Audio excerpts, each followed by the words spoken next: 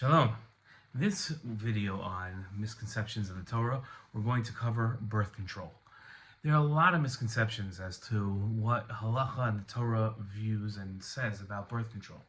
A lot of people see big Jewish families, especially among ultra-Orthodox families, and assume that we don't allow birth control. The Torah doesn't allow birth control, and that's not true at all. The Torah does have an imperative for every Jewish male, not females, but male, to have a son and a daughter who themselves can have a son and a daughter. There's obviously only so much we can control in that process to make sure we fulfill the mitzvah. And the Torah also encourages large families and having many children and keeping having children even after somebody fulfills the mitzvah.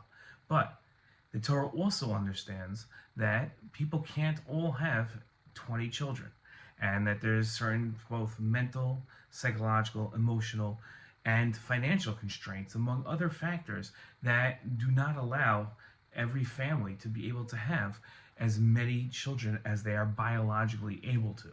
And therefore, there is an allowance for birth control. There are also allowances for birth control for other medical purposes. Birth control isn't only about making sure that a woman does not get pregnant. There are also forms of birth control that are permitted according to halacha, and forms of birth control that are forbidden and permitted.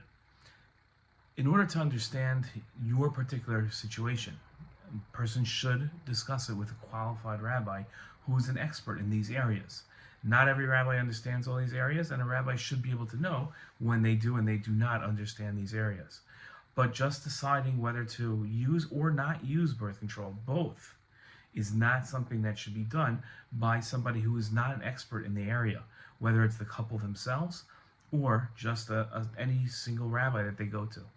So, to summarize, the Torah does not forbid birth control, but the Torah also doesn't give a license to use it whenever somebody wants. A qualified expert has to be consulted, and that person should be obviously a Torah scholar who understands these areas. Shalom.